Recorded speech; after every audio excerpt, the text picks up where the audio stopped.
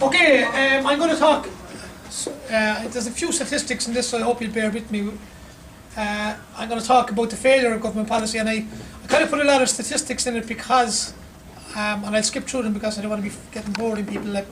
Because I'm used to kind of fighting against neoliberal economists, and if we don't have a statistic for everything, they try and tear you to pieces. So that's just my justification for that. Basically, we start off with a feature from the 80s, most of us probably remember, Yazzer.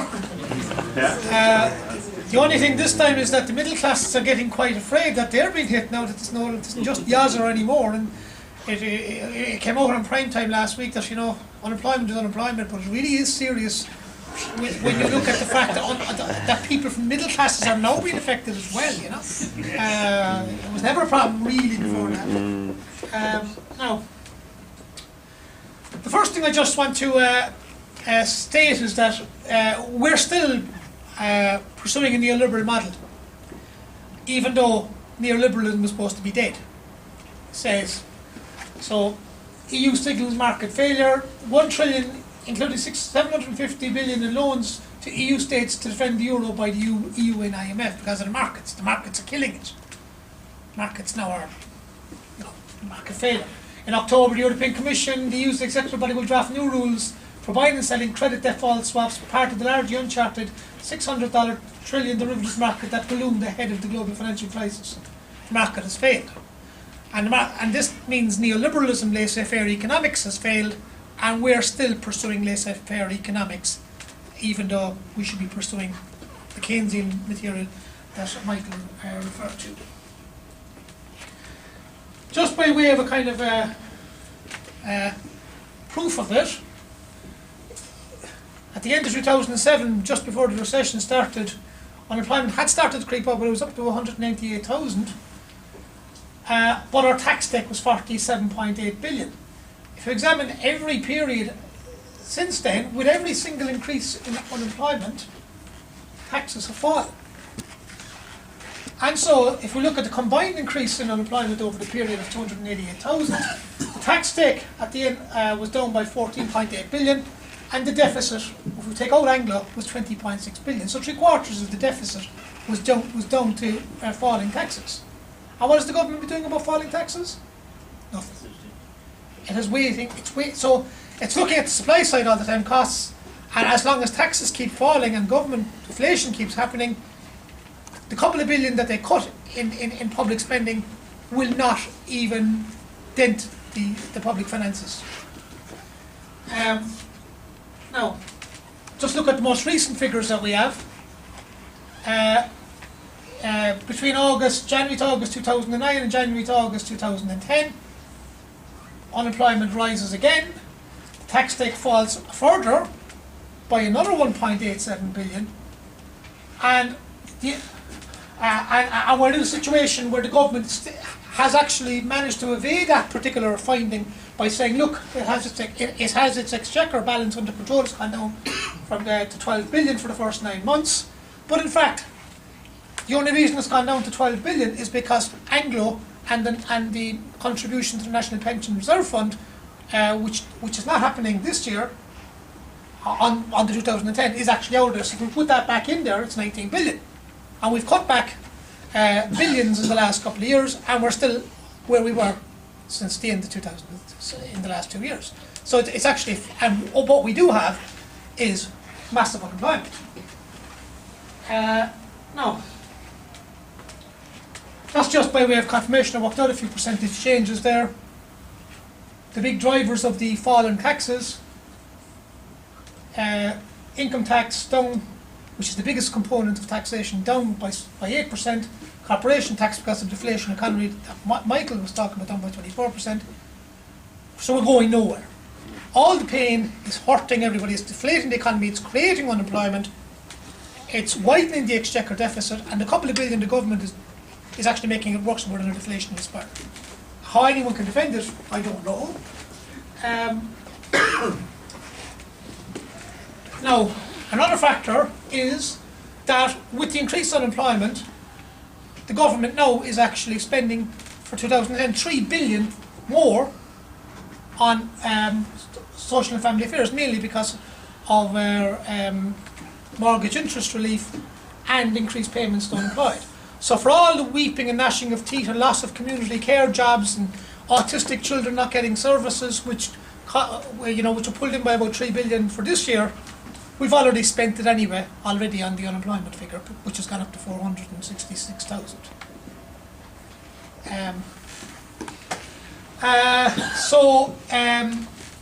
And the government's forecast this year is that its exchequer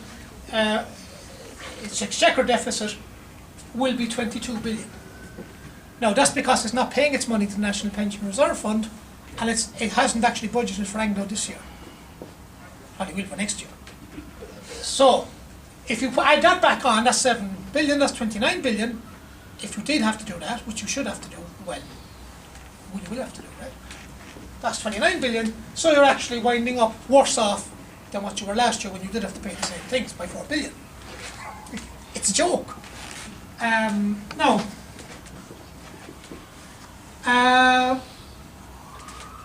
so this is just stating that, the taxes will fall more, the economy, but if the economy was stimulated, government tax receipts would rise and social welfare payments would fall, the gap starts to contract there between income and revenue. You start to actually make savings, and you start actually reducing the deficit, and you also start getting people back to work and taking out the deflation out of the economy that Michael was talking about. This will allow modest increase in key public service spending, which is always necessary. Instead, cuts in key services and communities are being cut to compensate for increased spending due to the recession on things like unemployment benefits, which is made. Now, just a note on that one, in terms of the government's, the government has launched a big fanfare about 2 months ago on its capital spending programme, which is 1 billion per year less than what it was for the previous few years. So that alone is not going to be sufficient to actually, and I don't even think the way things are going, it will be even able to do like 39 billion over 6 years. It's now moving to a situation where, in addition to the cuts, the IBEC are asking for, they're saying that the minimum wage at 8.65 is too high, and they're looking for more cutbacks, and a lot of public servants are fearing another round of despite the agreement, another round of cutbacks. This is what currently calls the competition state. It's not going to work because of the fact that African, Asian and Eastern European countries will always work far less than you. So the only way you're going to actually, this is going to be a race to the bottom, the only way you're going to actually avoid that is to actually get into the high knowledge sector and the high skilled areas where you can maintain higher levels of wages because you have extra productivity due to technology transfer, and you have access to markets which other countries don't, and that's the only way you're going to keep wages at around 34,000 per year. The alternative is unthinkable. Now, the other argument is that we're going to bring the low paid into the tax net. That's the new game in town. Instead of taxing those over 100,000, which would have taken in about 1 billion, and instead of abolishing all the tax avoidance measures, which would take in about 5 billion according to the Commission on Taxation, the government has decided to try and bring people at 17,000 into the tax net, and it also, the suggestion is that we're too highly paid. These are figures that I got from the Revenue Commissioners at the end of 2008. 700,000 of the population were earning between 0 and 20,000. 1 million were earning 20 to 30,000. So you have 1.7 million of the about 2 million or so people earning less than 30,000. There's no scope for pay cuts there. No.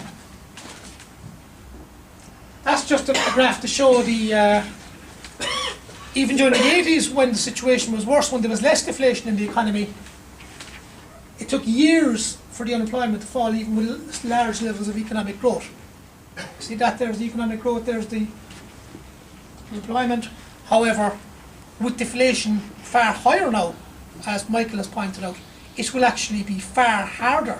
So the point is that unless we start taking the deflation out and stimulating the economy, we're looking really, and that's just justification for the Wall Street Journal, who, America is the quintessential neoliberal economy, the Wall Street Journal, which nobody would suspect is a bastion of Keynesian or left-wing social democratic economics, has called for a return to Keynesianism, saying that economic shocks have to be dealt with by spending. Similarly, in a new book by Robert Skidelsky, the Stiglitz report, which many people may have read, which was a high-profile group of United Nations economists, seemingly the best in the world, chaired by Joseph Stiglitz, recommended a global stimulus package, large global stimulus packages coordinated across the world in all countries in order to get us out of the crisis. Ireland has completely ignored that particular position. Recently, Krugman has been on the New York Times calling for the same thing, and he's been warning of even worse, that we're moving back into America and the UK and Ireland even back into a double dip recession. Even the Fine Gael spokesperson Bruton was on about the same thing recently. Now, just to look at some solutions. First of all, Michael alluded to the fact that we Irish people, there is, and so did Paula, the kind of cultural aversion to enterprise in Ireland, and the people the farmers sending their money over to the bond markets in London in the 30s and the 40s. And Irish people, the Irish government, short-circuited the system by just attracting foreign direct investment, and that's in the Telus report and Yosset's report in 1983 comparing Ireland and Denmark, where he says that there was no entrepreneurial economy in Ireland. We're post-colonial people who don't really want to take risks and will give money to foreign people to do it for us and so forth. That's the problem. Irish government are not risk takers. We need to get money into new business areas. What's happening at the moment is that people who are coming out, high-skilled graduates with new, very new business ideas, are getting money from venture capitalists. They're coming along. I know one case in particular in the ICT area where somebody has just devised a fabulous revolutionary technology for phone masts to respond to higher demand on phone usage, and it's going to be a revolutionary technology. Venture capitalists have actually set it up, and it's going to be worth a fortune in a couple of years. They're going to sell it back to a consortium of investors. In Ireland, the situation is if the government took a stake in that, took a 50-50 stake, we say a 50% equity stake and a loan for the other 50%, then we would have a stake in those investments going forward. So I've already dealt with that. There are areas, according to the government's own report, which are in global demand and which are growing still across the global economy. Areas like sustainable energy, food ingredients, biomedical devices, biopharma, and, believe it or not, high quality education and health service exports. But the government has continuously, I find it hard to understand that the government has refused to countenance stimulus packages since we've been calling for them in 2008, given that IBEC has been calling for them. The trade union system and the trade unions have been calling for them, and most people, according to surveys, want stimulation of the economy. Now, it's not like the government hasn't got the high knowledge stuff up and running in the last few years and has spent a lot of money in it. Currently, according to the Department of Enterprise and Employment and Innovation, there are 60 strategic research clusters nationwide in biopharma, ICT and export services. There's 28 incubation centres which consist of 240 companies. Yet they're only all little seeds because there's only 1,000 workers employed across the whole lot of them.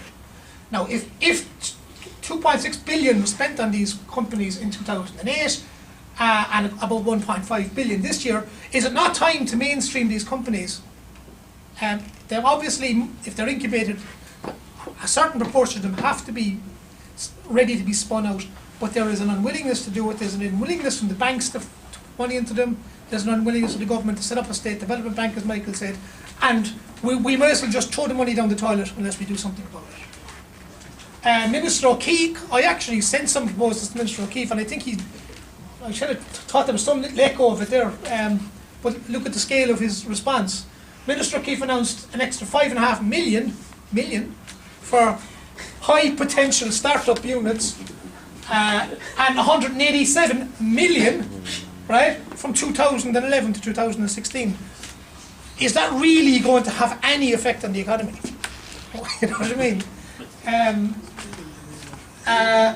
Okay, if we look at the policy in the last year or two, the Department of Enterprise, Trade and Employment, I just got figures from them last week. They have control the County Enterprise Board, the IDA Enterprise Ireland. Their budget has been cut from 2.07 billion to 1.38 billion, cut at 33%. That doesn't say much for government's commitments to creating employment. Some people would argue that there's almost a bit, they're using it actually for the economy to structurally correct so as they can drive down wages to make the economy leaner and so forth.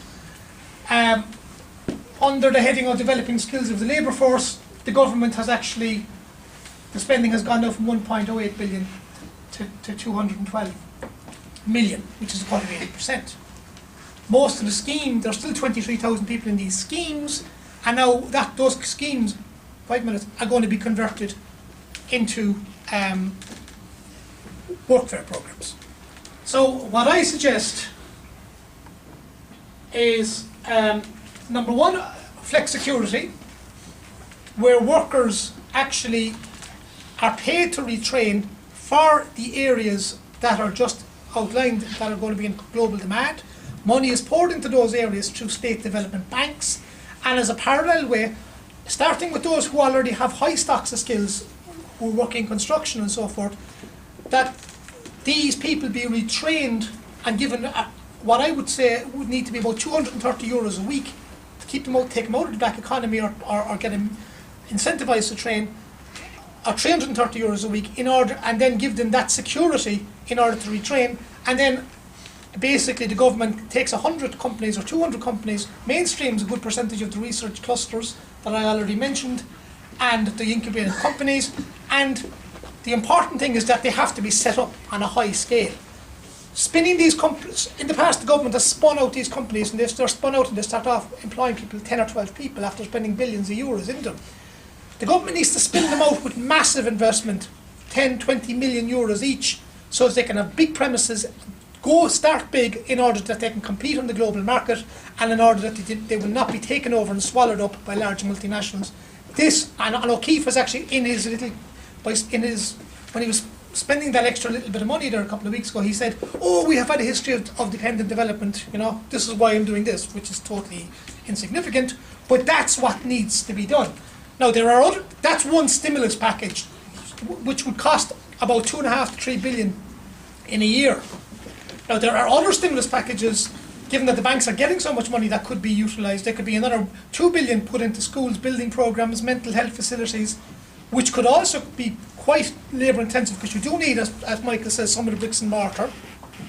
And also, given that people have been hammered by mortgage debt and so forth, and that given that house prices are now at a very historically low level in terms of price, I worked out that the government could actually buy up 100,000 houses for 100,000 euros each, get the banks to lend them the money for the mortgages back to pay the government for them, given that they're pouring up to 35 billion into them, and then give cheap mortgages on 100,000 of about 600 euros a month to people over 20 years, and use a portion of the total to actually maybe 30% of the total for public housing, and the other 70% for affordable housing. The net cost of the government, they've worked it out, would be 1.2 billion for that package. That's a third stimulus package, and the social and economic benefit to that would be great. You wouldn't the state could save 550 million on rent allowance packages straight off in 1 year. That's another package. So there's three packages. There's the housing package, there's the sustainable energy, these high knowledge industries package, and there's the package in relation to bricks and mortar public services or public utilities, which could also create. And we also need to retrain, and we need to retrain in tandem with that particular process. I don't think I'm going to get through the rest of the things, so I'll leave it at that. Okay, thanks. Thank you very much.